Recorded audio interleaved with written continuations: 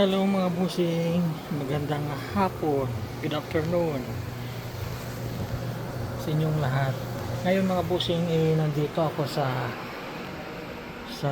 laundry. Itinulungan ko yung kasama ko kasi tapos na kami sa labas. Tinulungan ko. Ayan mga busing, ang dami niyang tutupiin at saka yung iba dito pa sa washing, nilabahan ko na. Ito yung washing, sa itaas yung dryer. So kawawa naman busing, ang dami niyang ginagawa. So tinulungan ko siya para magaling matapos. Tapos yan, saan ko ba ilagay yung cellphone natin mga busing?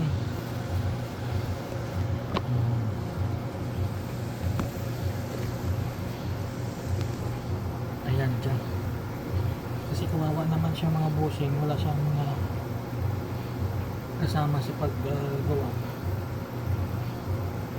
Kasi nga busy. Tapos kararating lang namin galing sa site sa labas mga busing. Kaya tinulungan ko na lang siya para kahit pa paano matapos na itong yung trabaho niya dito. Nandun siya kasi sa kabila sa room mga busing. Siya yung gumagawa ng room niya. Sabi ko, gawin mo yung room, ako na lang dito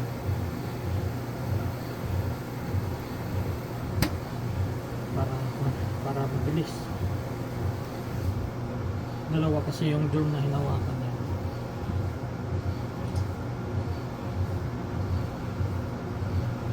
So walang nagtulong. Pagdating namin alas 3 after ng break, ayan, dumiretso na ako dito para tulungan.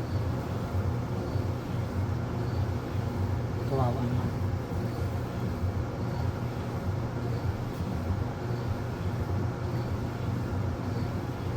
Yung comforter niya 20 pieces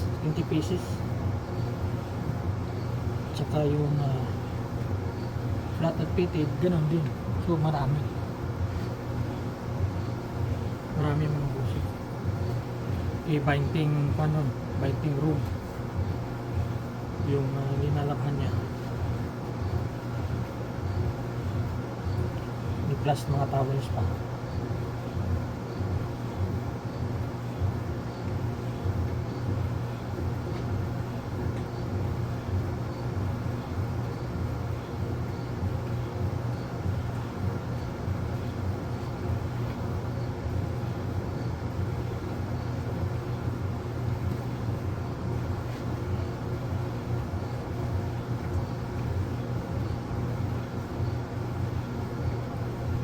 Marami-rami rin itong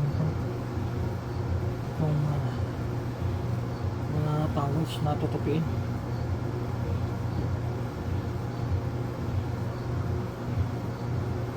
At saka mga mattress pad.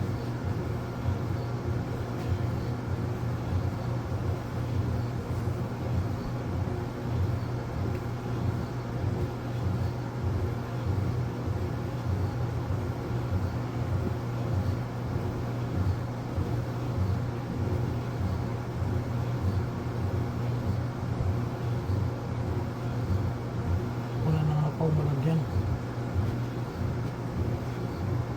Wala na akong malagyan.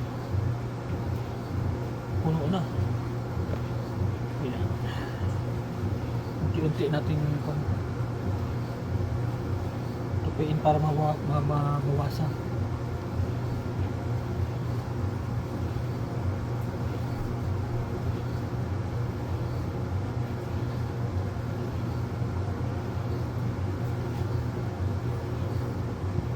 Mahirap din dito mga housekeeping,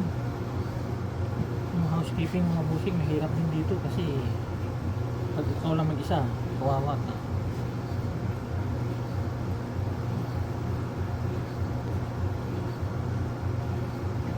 Yung iba kasi tamad din magtulong.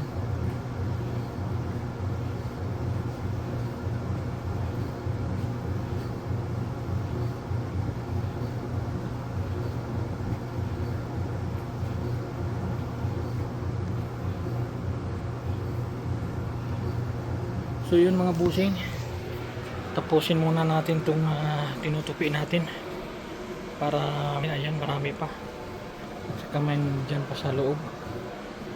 Yun mga busing, maraming salamat sa panonood at sa pagsuporta. Sana hindi kayo magsawa sa akin. Salamat mga busing, ingat palagi, babush.